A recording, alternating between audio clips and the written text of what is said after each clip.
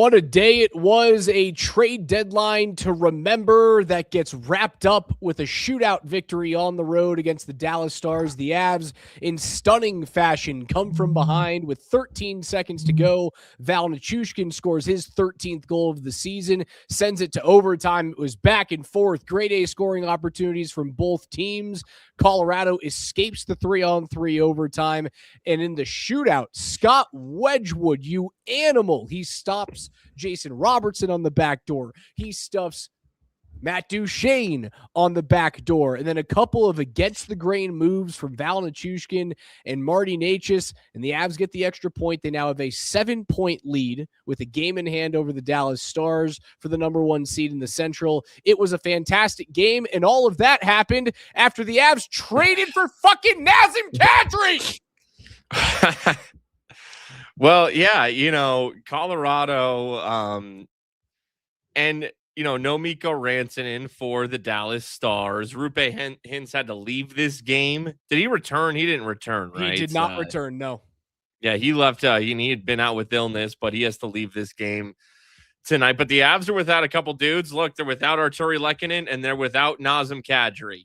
That's a factor now. That's a part of the equation now. Tonight was the first night that they were officially without Nazem Kadri. They didn't have him tonight. Naz has been out for the Avs for about 2.5, 3 years now with a lower body injury, but he's finally back. No, wait, they traded for him because he signed with the Calgary Flames, and I guess they couldn't afford him then, but they can afford him now. Screw the math of screw what it looks like next year. Screw what it looks like 2 years from now. You are the best team in the league. You are trying to win right now. And because they traded Sam Girard, they opened up a little money. And right now, that's, 20% retained. But whatever it is, south of $7 million that Cadri costs them this year, doesn't matter. They can afford it. They're freaking loaded.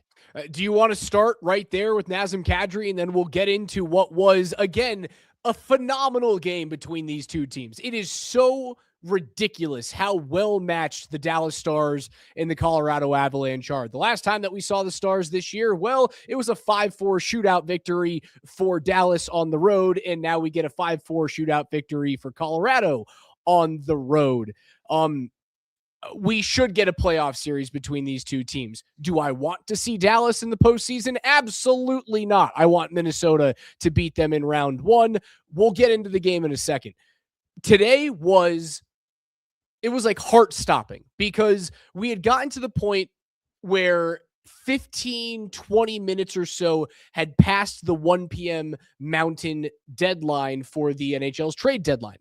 And at that point, most of the trades have kind of like trickled in, or you've at least heard rumblings of, hey, don't worry, this is kind of happening. An hour after the trade deadline goes through, we get word, and I was talking with some of our Avalanche sources, and they were going, oh, this is happening. Don't you worry, this is happening. It's just very late. I can't remember a blockbuster deal coming an hour after the clock had expired. I remember all of these deals. It's like, oh, here's a 7th rounder for some dude you've never heard of, and all of these things kind of trickle in from a cap perspective. This is the biggest deal to come after the buzzer in my lifetime. Well, in any sport, I can't remember anything like this. I've seen a couple, maybe like 5-10 minutes after the deadline, but that's probably just how long it took from 1 minute to the hour for it to get out to the media. But this was 45 minutes to an hour. That's very interesting. It does appear that like Calgary wanted to move him, and they were trying to squeeze every last ounce of anything positive that they could get out of this trade, whether it was return, but probably more so a less amount of salary retention, because they don't want to be looking, 4 years from now being like, oh, we're still paying a little money to Nazem Kadri. But guess what? They're going to. It won't be that large of a clip. 20% retained for Calgary. But They wanted to move him, and I guess, the Avs took him until the final minute to somewhat call Calgary's bluff. I'm sure that the Avs did have to, Calgary played hardball. Colorado probably had to do a little something. Maybe it was the salary retention. Maybe they wanted 30%. Calgary said, no, it's got to be 20, whatever. Calgary wanted it done. Colorado wanted it done. And Nazem Kadri, I think most importantly, wanted this done. It seems like this was the only team he wanted to go to. And I can't remember. This is one of the most fun trades in Denver sports history. Maybe there's been bigger. I'm sure that there's been bigger, but this is one of the most fun. Oh, without a doubt. Damn fun, dude. Did you catch any of... So, unfortunately, I wasn't able to be part of Cadri's Zoom availability. That happened at 5:30 Mountain today. I was on network on 92.5, so I really wanted to be part of it. I saw some clips. You couldn't wipe the smile off of Naz's face on that Zoom call. It was... All he wanted to do was be here. He was like, I just want to be with my buddies again. I just want to be back there in a place there I know I can win. I went and I made my money. They're retaining enough. The salary cap's bumping up. His play has dropped down just a bit. His production hasn't. That's the thing. Like, his pace has dropped a little bit. His defense has dropped a little bit, but also, like, how much of that is the Flames just being a dumpster fire of suck? His production is kind of who he's been his entire career, which is like a 55 to 65 point season guy. We all remember his 87 point season. That's an anomaly. That was just the crazy year that Naz had. He's kind of a 60 point dude. And that's who he is this year, even on a bad Flames team as he's 35. Okay. I'm trying to think here. And the only name I've thought of, I'm racking my brain of trades that have gone down this year.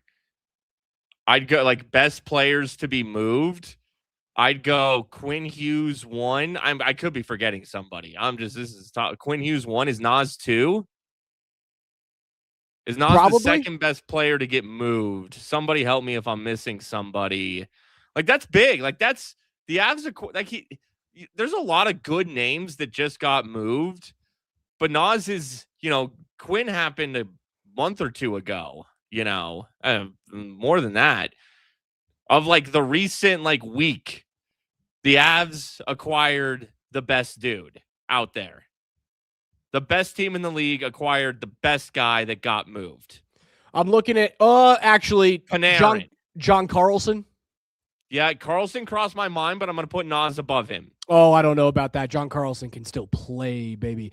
Panarin's a better player than Naz Kadri is right now. Panarin, so Naz 3.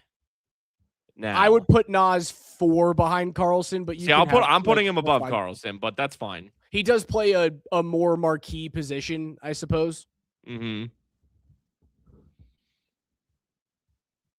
The deal. So yeah, I mean, even whatever, that's a big swing. Nick Waugh it was a good move. It was a little disappointing. It wasn't quite what we wanted, but had they not made the Cadri move, I still would have been like, hey, if everybody's healthy and Nick Waugh's your freaking third, we were talking 3C, which is important, but it's not the end of the world. Like, Nick Waugh would have been a good 3C. But then they do this. Do you think that, because now there's talk of Nick Waugh, will he play on the wing? I don't know if I love that. So does that tell me that they weren't sure they'd get Cadri? They wanted it. They maybe thought they could get it done, but it was kind of a surprise. We need to go get Nick Waugh because we don't think we can get Cadri. Oops, wait, we can get Cadri. It was very clear that it was an option B or C from Colorado, because there were reports yesterday that Naz Kadri and the Avs, they were making headway on a deal, and that ownership in Calgary came over the top and went, we're not making this trade. We're not doing it. And then that got leaked out. It had to have been leaked out by Nazem Kadri's camp, his agent, of we had a deal in place and Naz wanted to go to Colorado. He wants out of Calgary, and the owners said no to it. So that leak, I think, directly leads to Colorado being able to reopen the talks at the very end of the trade deadline so that Calgary can guarantee that they get the best return on the best remaining centerman at the deadline. The Nick Waugh deal was like, oh shit, we can't get Cadri. We need somebody. He might go to the wing. I could also see like Waugh playing in the center and Cadri playing on the wing. I could see that too. I could see that as well. I could see Cadri playing in the wing in the top 6. There's so many different things you can do. I mean, you could just straight up go Waugh 4C. I don't only bring that up because, like, do I think Nick Waugh can play on the wing? Yes, I do. But I'd rather him at center given the way he plays. Granted, good player overall. I mean, you want to bring in all the good players you can, regardless of any sort of, true fit, just stack with good players. I'm cool with that. You're trying to win a cup. Like they're loaded, even if, and then the options they have are crazy. Cause you could go Brock Nelson 1C, move McKinnon to more of a wing with Natchez. And Nas is your 2C. Yeah, but I don't Nas like putting... second line wing. You could go Nas 3C. You could go Nas 3 wing. You can do any of those. You are multiple, right? You can do whatever. And what this is doing is taking a page out of 2 teams' books in the National Hockey League, namely the Florida Panthers and the Dallas Stars, who are just teams that are built with guys who can play the middle of the ice.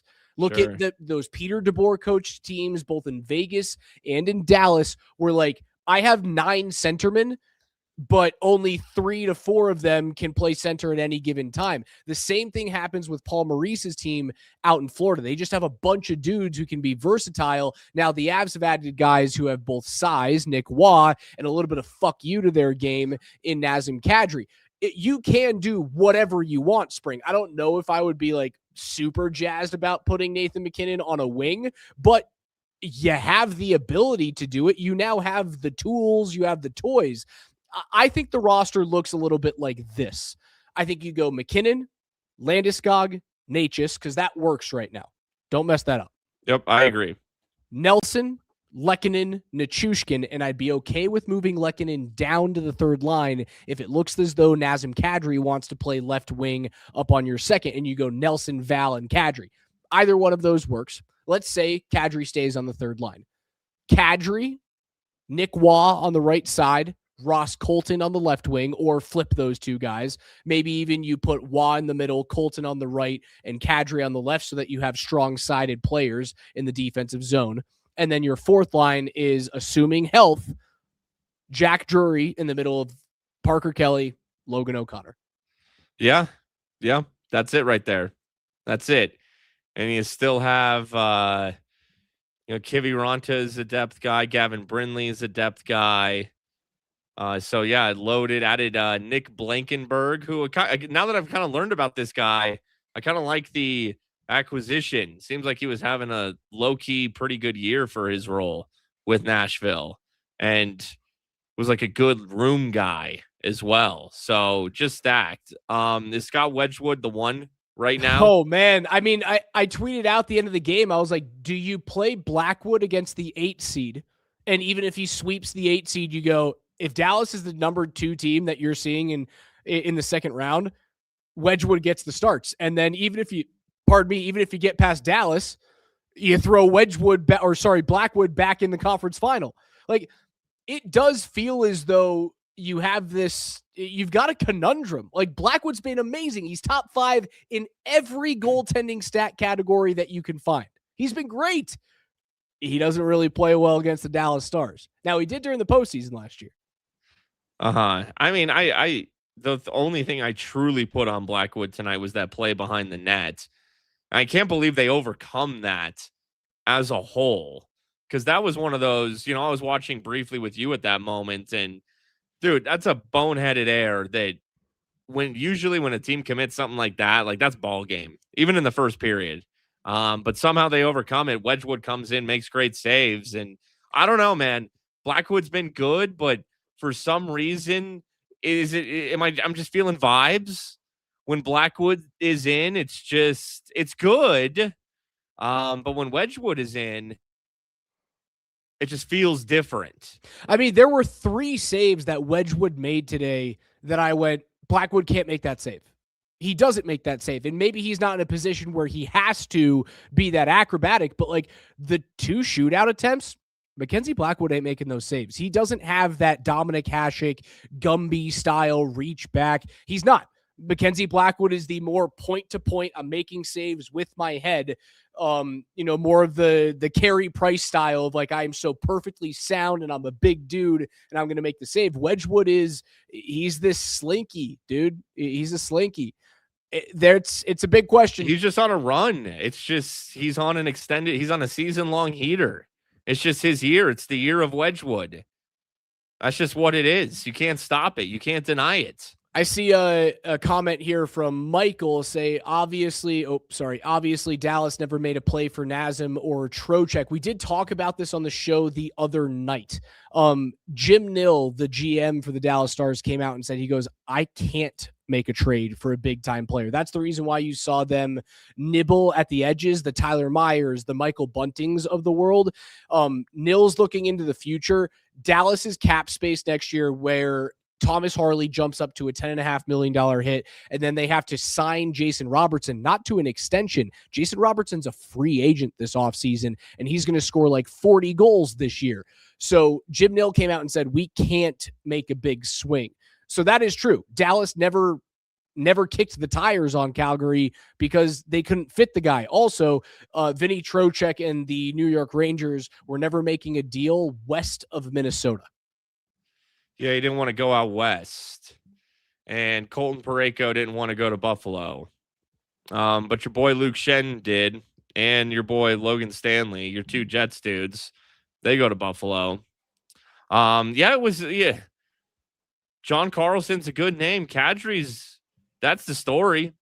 That's the headline maker. That's your number one. And it was the Avs. The Avs were the team that made that move. And the power play was good tonight. They're doing that Natchez high McKinnon low thing, and that factored in on like all of their success on the power play. Like McKinnon down low was where everything happened, low left. And now do they mix in Cadri on power play 1? You probably should. Nazem Kadri's a really solid power play guy. In the bumper, man, Kadri's great. But now you look at this, they're running at 26% since they've come back from Milan. And if the Avs power play runs at 26%, they're going to win a fucking Stanley Cup. That's still really low, but it's better than 31 or 32. 26% is not low at all. 26% puts you like... Oh, excuse me. I thought my wires got crossed. I thought 20. I'm so used to 32nd in the league that when I hear 26, yes. I think 26th in the league. No, I was thinking in the dregs. My mind has just been destroyed by that power play. Oh, yeah. No, 26% is really good. And let's look at night and day with Natchez more high and McKinnon more low. Like Natchez seems far more comfortable, more away from the net than closer to the net. And that was something that we talked about like all season long, was how if they were going to do what they were doing, Natchez has to be like a net front and he was in the net front, and he's got to be that bodier and that tipper. And he started getting like a little better at it, but you could tell that was not his comfort zone. And now that they moved him back a little more, on his strong shot left side, that's what it's been. Yeah. And all this kind of I wonder how much of this does this ever happen if Nathan McKinnon didn't have to miss the Utah game coming out of the break? That's because Natchez scored in that area, filling in for Nate in that true left role in that game. And I wonder if, Bednar and Hackstall looked at that and they were just like, Dude, it never happens without the NHL going back to the Olympics. It doesn't happen. Or because Nate would have never missed that game. Nate would have never missed the game, and Marty Natchez wouldn't have gone on the power play and ripped home 4 laser one-timers with the Czechs. That too. You can thank Gary Bettman and the NHLPA for putting the players back in the Olympics, for fixing the Avs power play. If you take away the empty net power play goal spring, they dropped from 26% down to 22%. And you know what? That's way better than what it was before. I'll take 22. I'll take 22 all day. So what Sunday is the Nazem Kadri debut, right? Sunday at noon. That's a nationally televised game. You can watch it on TNT or you can listen to it on Altitude Sports Radio 92.5, 11:30 a.m. pregame and like a 12:08 puck drop, maybe a little bit later because it's a nationally televised game. But that place, when Nazem Kadri gets announced, and like they would be idiots not to put Naz in the starting lineup so that you get the whole the rigmarole and the Broadway production. When Nazem Kadri's face gets projected onto the ice at Ball Arena and Alan Roach with his booming voice says, "Number 91, Nazem Kadri," that place is going to fucking explode. Probably any little video package. You got all the highlights. You got all the moments. Man, what a time for returns. Landeskog returning, Kadri returning. They didn't have to give up Nichushkin. And the only reason that it even made some sense that Nichushkin's name was brought up with all of this was because the money kind of matched. Nichushkin just over 6 mil, Kadri at 7 mil. So it would have made sense just from that perspective. But why would you're just picking? That's like which one do you prefer? Right. You know, do you like a soup or a salad? Do you like Nazem Kadri or Valeri Nichushkin? It was literally have just been pick your choice, but they're going to say screw the money because the money wasn't an issue for this year or even next year. It's in 2 years. But guess what? They'll figure that out. They'll trade somebody else. Maybe they'll do something.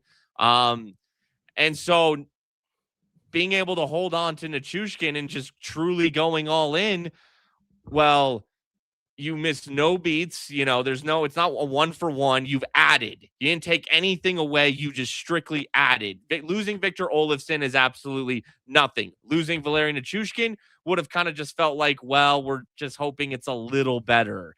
And then Nichushkin has his best game of the season tonight and looks like prime Valeri Nichushkin. Big time goal, big time player, shootout goal. Like maybe this is the thing that sparks him now, and now he finds his scoring touch. I was really, really nervous that they were going to move him after those rumors were reported by originally Dater. And, you know, I do think there's probably legs to that. Like if you're trying to make a big move, that it was discussed. 100%. I'm not saying like it's a rumor in like an asshole sense. If you were trying to bring in a big time player, you have to talk about big time money, or at least we thought so. Next year, spring, it's an issue. The off-season money is an issue. There will be players on this team. If the Avs win a cup, there will be players on this team that are contracted through next season and beyond that will be traded away from the Avalanche. They have a projected $4.5 million of cap space next year with 18 of 23 rostered players signed. The math doesn't math. Someone's going to be moved, right? Whether it's Nichushkin or Colton or somebody else. It's future Avs problems. You're right. You're right, Homopoulos. Future Avs problems. Fuck them picks. You're in the middle of Cale Makar and Nathan McKinnon and Marty Necas and both of your goaltenders' primes. You are in it to win it every single year. You know what you beg for right now? You beg to be the Pittsburgh Penguins 8 years from now. You beg to be what the Washington Capitals are this year, not last year, 8 years from now. You just better hope that you have 2 or 3 cups to your name and not just one. Yeah, no, it's too important when you're in it, when you're in the season. And I understand wanting to remain flexible for the future and maximizing, extending a window, squeezing the life out of a window. But when you're in the heat of a season and you're the best team and the playoffs are right around the corner and every single one of those games is going to be dissected under a microscope, like you have to do everything you can right now. And I don't care about the picks at all. And their picks are all going to be, they're essentially, first is essentially a second. Yep. And we've seen the Avs use some of those picks and they're like Justin Barron, you know. And then what do they do with Justin Barron? They flip him from an NHL player. And like they often don't even, they might get okay, but the odds of them becoming superstars are low. So you got superstars, you got Hall of Famers in their prime right now. And so I love that, they only had to part with Gerard and Olofsson, and Kulak to Gerard is negligible. That's, different skill sets. Olofsson that was a late signing in the offseason that was like, okay, nice. You didn't have to part with Ross Colton. You didn't have to part with Nichushkin, which would have been crazy, but you didn't. So you have just put yourself on steroids. Because they would have still been my favorites without Cadri, even without Waugh. Now you've added Cadri and Waugh. I mean, unbelievable. Yeah, you got better. Looking forward just very quickly with this money, and I don't want to make this like a future Avs problem podcast tonight. The free agents that they have coming up next year are Jack Drury, restricted. Zakhar Bardakov, restricted. Joel Kiviranta is an unrestricted free agent. All of their other forwards on the team are currently rostered and signed through next year. They currently have 4 defensemen that are signed. Cale Makar will be a $9 million cap hit next season. Devon Taves, $7.25. Josh Manson, $3.95. Sam Alinsky at $4.75 million. Kulak, Burns, and Blankenberg are all unrestricted free agents going into next season. Now, the Avs do currently have $2.9 million left in cap space for the regular season. I think they're going to try and do their very, very best to stretch that out so you can eat a little bit of Brent Burns' cap overage in terms of his bonuses. You have to build in $3 million for that. If you don't, then it swaps into next season. So they're going to eat a little bit this year, a little bit next year for Burns. You're likely going to have to trade a rostered forward away, and you're going to have to lean on either like a rookie making the team on the back end. Maybe this is the year that Gulyayev comes over.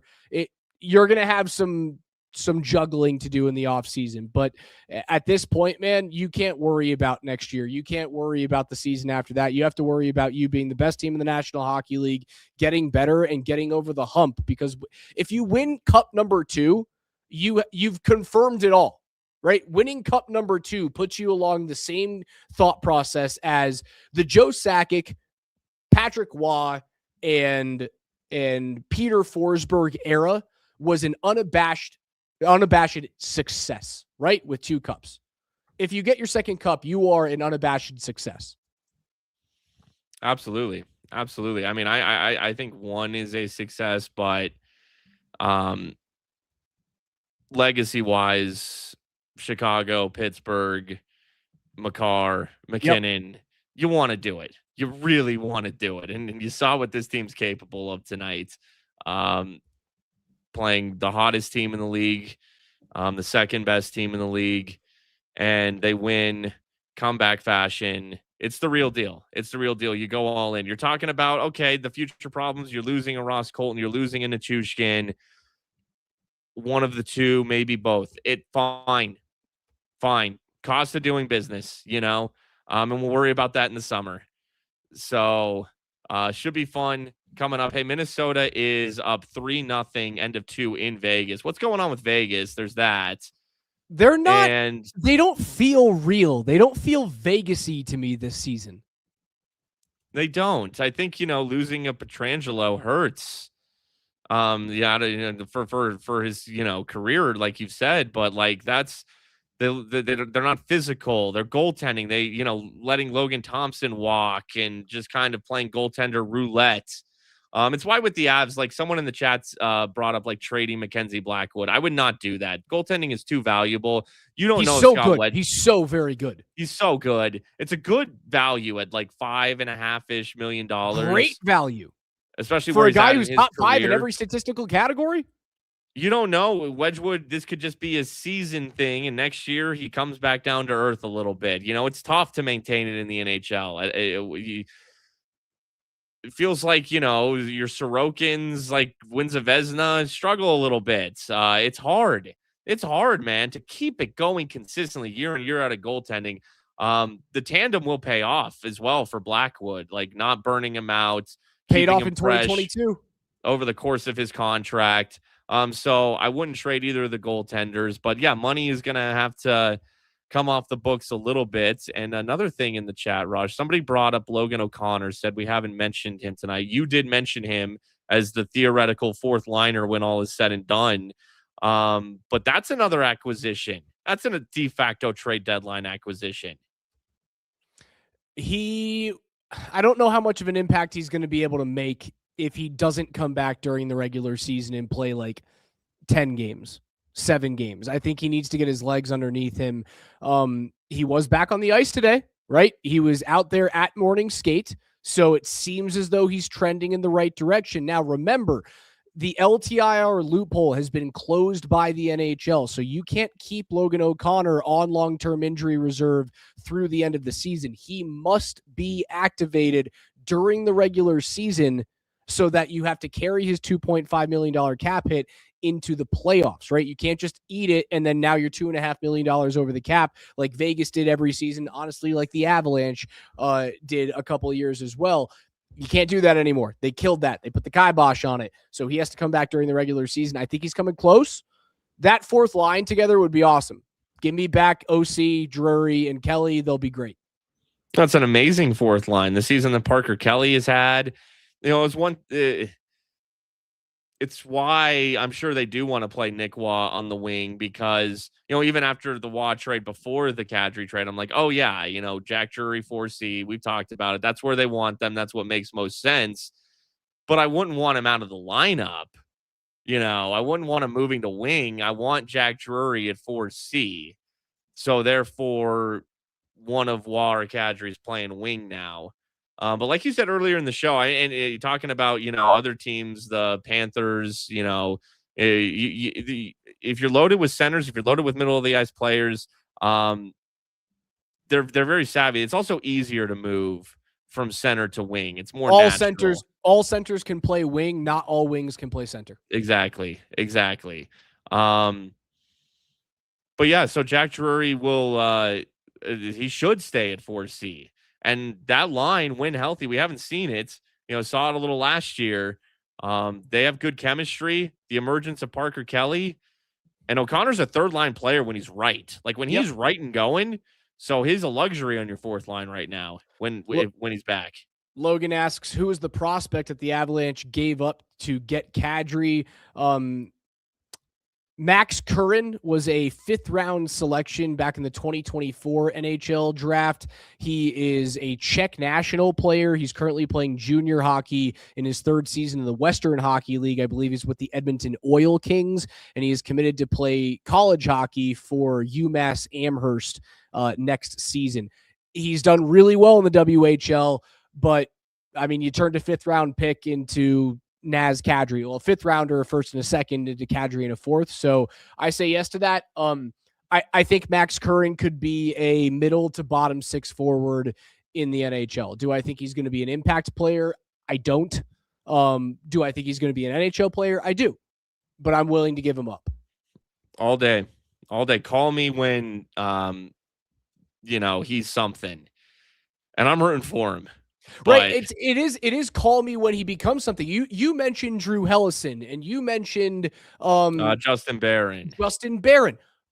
What are they doing right now, man? Hellison's a good little player, but is he an impact player? No. Does he impact the game as much as Josh Manson does? And the timeline of development for these guys, unless you're a Macklin Celebrini or something like that, it takes a while. It takes a few years. Look at Gavin Brindley. What was he? Early 2nd-round pick, Raj, and, flashed, but then the game gets fast and you're young and you got to grow into your NHL body and learn the game speed, and it's got to slow down for you. You don't have time.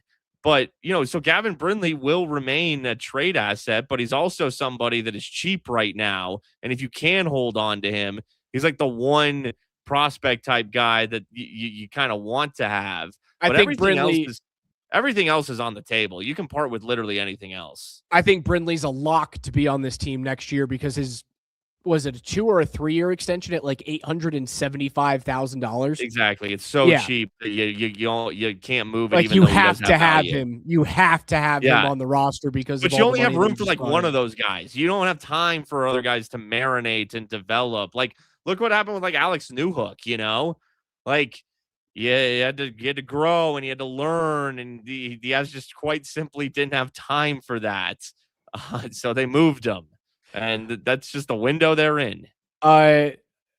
Joey on Twitter replied to it was kind of like a tongue-in-cheek comment of mine that we just talked about with Blackwood and Wedgwood of like, oh, do you just start Wedgie in the Dallas series and then Blackwood all the other series? And he goes, nah, the best thing that you can do is you play the hot goaltender. And he played a gif of Patrick Waugh in 1995-96 when he was doing the 2 Stanley Cup rings in his ears, responding to Jeremy Roenick. And I understand, like, Patrick Waugh got hot there, but Patrick Waugh also had 2 Stanley Cups and a Conn Smythe to his name at that point. He may have had 2 Conn Smythes to his name at that point. So I don't know if Patrick Waugh and a hot Scott Wedgwood are the same thing. Sure. Well, I mean, look, it's just going to be an interesting finish to the season. Like, I don't think the decision's made. It's not even close to being made. It'll be made by the end of the season. If Scott Wedgwood keeps it up, he might be the guy. I don't know. I think whoever's I wouldn't risk it. It could be Edmonton, game 1, of the playoffs. It could be Edmonton. It could be a Seattle Kraken team that just made a couple moves today. So if Wedgwood's the hot guy and it's game 1 of the playoffs, but I know he's got the uphill battle. As of right now, Blackwood's the nepotism guy. I know it's not nepotism, but he's just, he's going to have that inherent edge. So Wedgwood's just going to have to start in and start out, just ball. And he might. The other thing about this, though, is Mackenzie Blackwood's a starter. And he's been a starter in this league for most of his career and was drafted to be a starter in this league. Scott Wedgwood's a career backup. So my thought process is, because both guys have been stellar this year, they've both been excellent this year, I go in with Blackwood as my number 1. And if he falters, I go to the guy who's comfortable coming off the bench as a backup. You saw it today. He came in out of the game, stopped 10 shots and 2 shootout opportunities against Dallas. I'm not confident that Mackenzie Blackwood has that type of cog rotating in his brain. The brain of a starter is different from the brain of a career backup. And I'm not saying that like Scott's the worst goaltender. They're both like right here. They've both been so freaking good. So I'm going to go Blackwood as my starter. And if anything happens, if you have a bad game, a couple of bad periods, you have a short leash, and I get to go to a guy who's comfortable coming off the bench. That's how I would play it. That's fair. That's a fair point. The backup point, the backup mentality points. I hear that. Yeah, it'll probably be Blackwood. It would have to be some sort of dip. Unless it's just night in and night out. Scott Wedgwood is doing things that are just undeniable. But that's why it's going to be an interesting, and it really is iron sharpens iron, and it's a good problem. It's one of those good problems to have, and I'd be comfortable with either one. Even if let's say Wedgwood's red hot, and it's like, oh my gosh, how can you deny it? But you'd still go with Blackwood. Guess what? I'm fine with it because Mackenzie Blackwood is a damn good goaltender. I feel the same way about that, like you did about had they not traded for Naz, would have been just fine. Would have been fine. It's just a cherry on. It's all we got. We're filled with cherries on top right now. Big cherry guy. Power play was fantastic tonight. They go 2 of 5. 4 of the 5 power plays were unbelievably dangerous. 1 power play sucked. I think it was like their 3rd of the game was no good. It was the first power play in the 3rd period, I think was terrible. It was right. Dude, it was awesome. It was dangerous from the get-go. Multiple grade A opportunities, not overpassing the puck. They hit 3 different posts. Nichushkin hits 2 posts on 1 shot. Landeskog almost scored, got boxed out. Really good box out by Esa Lindell there. Lindell blocks a shot on a one-timer opportunity. The power play was great. Yeah, and another thing that I like that they're doing, and it's now at least the second time we've seen it, I think the second time with Cale Makar, the first one that they scored tonight, and he scored one like this recently. kind of cutting down to the right. McKinnon low left feeds him as he cuts down into the slot, and then Cale scores. And what I noticed even more so about it tonight was, okay, so Landeskog's in the middle. Nelson, who is your de facto right wing, moves net front. So now the entire right side is open for Cale Makar. And that's a good rotation. I like that rotation wrinkle of maybe activating Cale as even more of a right winger. And Natchez can play the point now in the rotation until they can get back to where they want to go. And that's worked twice for them now. So, and that this really all starts with Natchez more high left side. And it's so far, man, we have had, when Charlie and Always Sunny is, trying to figure out the mailroom conspiracy, and we have had charts, we have had data points, and I mean, simulations. AI has helped us try to figure out what is wrong with the Avs power play. What can we do? Maybe the answer was Natchez is more of a high left, true left wing. Maybe that was the answer all along. Just Pepe Sylvia and the whole thing. Pepe Sylvia. Pepe Sylvia. Pepe Sylvia. The man does not exist. None of these people have gotten their mail for like a week. Dude, it was, I won't forget today very soon. I'll remember how today felt, both this game and the combination of Nazem Kadri being traded an hour after the trade deadline. I think I was successfully the first person to break the return. Much to was that just email to seeing the email extremely quickly, or did you have I had an insider who was not very thrilled with me that I put it out, but thank you.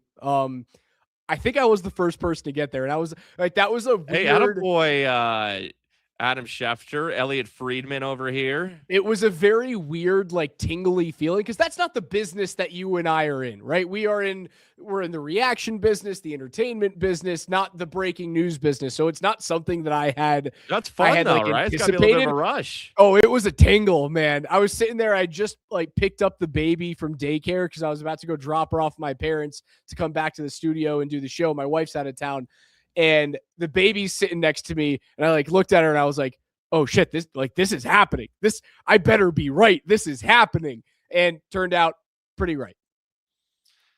If you're Mikko Rantanen right now, and you're seeing Nas go back to the Avs, and everyone's smiling and high-fiving and hugging, and Gabe's back, and everyone's back, and it's just the gang's back. Everyone's having a good old time. You're Squidward looking out the window at SpongeBob and Patrick running around catching jellyfish. Exactly. Mikko's got to be like, okay, that looks kind of fun. My buddies, my homies. I just want to go back and see my friends. Kadri's back. And it's not like it's not like it wasn't free agency. Because, maybe he won't, but maybe Von Miller could return to the Broncos. And, the last hurrah. You see that, when you get older, you hit free agency. I'm sure we've had several examples here in the city, but I'm in the middle of the thought process, so I can't think about it right now. But this is different. Still has game, had years left on the deal, signed elsewhere, and they had to give up assets to get him back.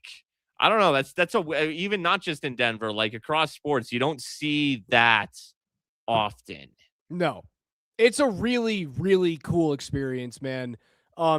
Sunday's going to be amazing. If you are lucky enough to be in the building Sunday for this Minnesota Wild game, the energy around Nazem Kadri being announced will be unlike anything that I think I've seen for a returning player. Remember when Cadri came back as a Calgary Flame after winning the Cup? Remember that ovation's going to be bigger than that, and that was deafening. I know. And that's the reason it's like this is because, Nas wanted to come back. The Avs wanted him back, but, the cap was a little tighter.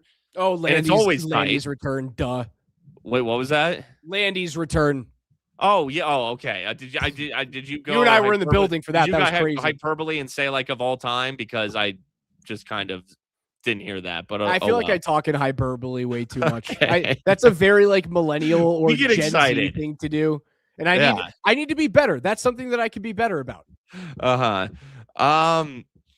Everyone like Nas wanted to come back. The Avs wanted him back, but they just all kind of knew money couldn't work. And then years pass, cap goes up a little. Things change, rosters change, and all of a sudden you can do it. And it's like O'Reilly. It would have been like, oh, is there bad blood because of how that ended, even though it wasn't that big a deal how it ended. There's like no bad blood here. This is like we're just doing memes now. Nas was, before he'd go to bed in Calgary, he'd lay with his photo of the Avs and he'd cry like it was Jean Grey and he was Wolverine, So, I mean, it's what a happy phone call it was today. Yeah, he was thrilled. It's going to be a great fit. I think this team is primed to win. Crazy things can happen. And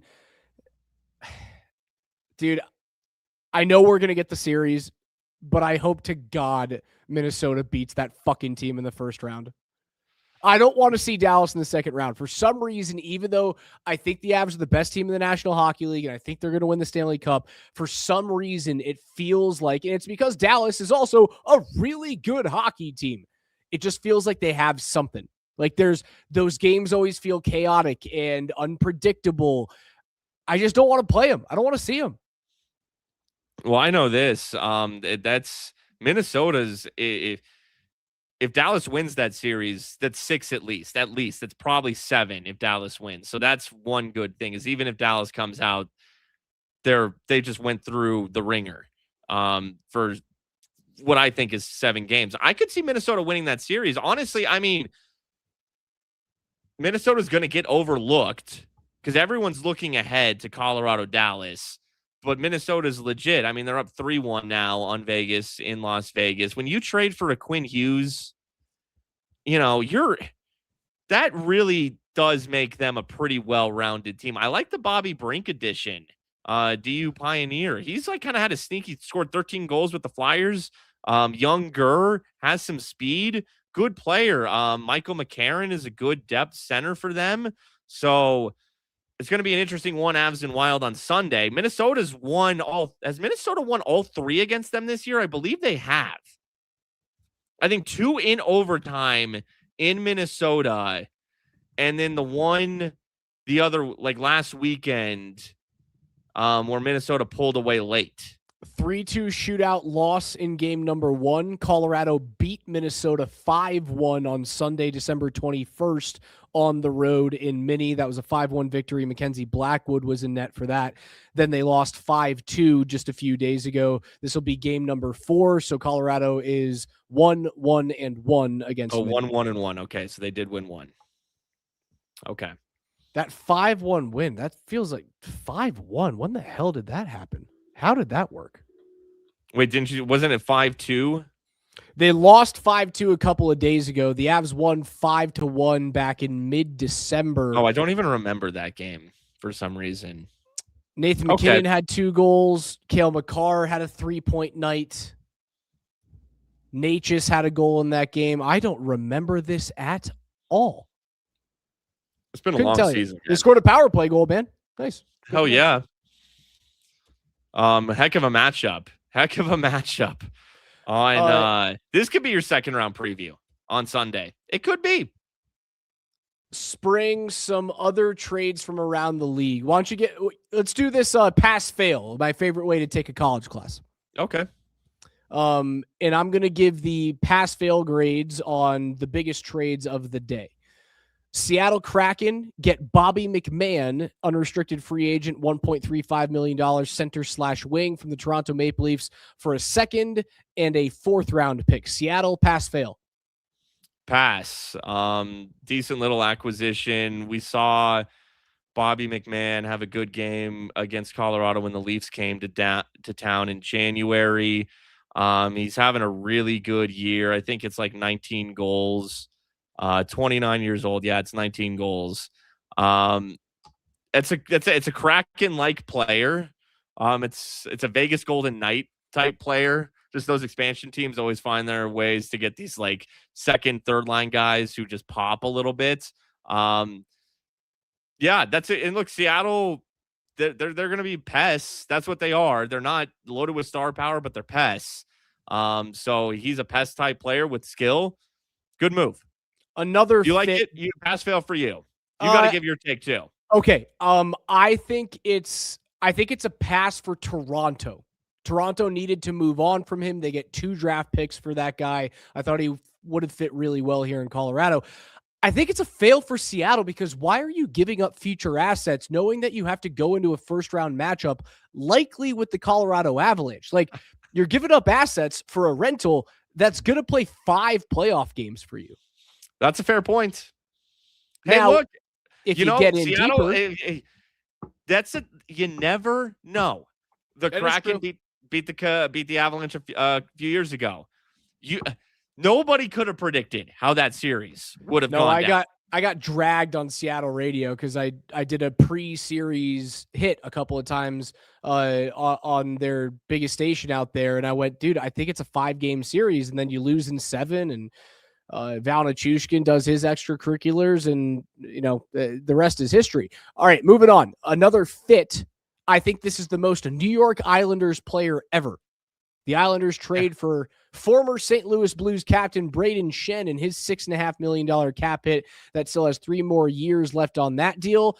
They send Jonathan Drouin, former Av, over to the St. Louis Blues alongside a first-round pick that was the Avalanche first-round pick in this year's entry draft and a third-round pick for the Devils. Pass-fail, New York Islanders getting Brayden Schenn. One thing I want to say overall, because like a lot of first-round picks and seconds are involved in so many of these deals, it's just an expensive market. It's just so expensive right now. So I think the Cadri deal really wasn't that expensive when you look at it. It's kind of awesome compared to like some other dudes. Like I'm taking Brayden Schenn I'm taking Cadri over Brayden Schenn every day. I like Schenn, but I'm taking Cadri over him every day. And I really only care about the first. And, so really not that far off. Pass because it's the East and you got Matthew Schaefer now. You are having a pretty good season. Third in the Metro. Schenn's a gritty, good playoff player. Pass. I think it's a pass for both teams. Yeah, I agree. You got a first and a couple other things. Yeah, good deal. And then John Carlson. This will be my final pass fail. The John Carlson trade.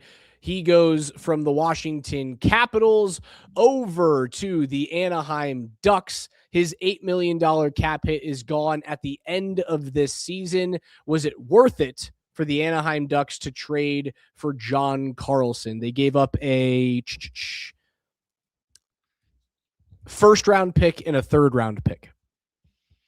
Yes, and did you mention his contract? How much time is left on that? He is an unrestricted free agent. UFA, it's a rental. Because again, okay, now you've turned me on to the whole like, hey, you're gonna lose eventually. Is it worth it? But hey, you also, especially I'd say Anaheim more so than Seattle because that young Anaheim core is so much fun. Go take it seriously. Go compete. Go show these young dudes, that we believe in you. And yeah, if we're being honest, we're not winning a cup, but we're going to pretend like we can. And John Carlson, yeah, I'm with you. He's right there with Cadri in terms of who was, a better, pound for pound acquisition. He's a really good player.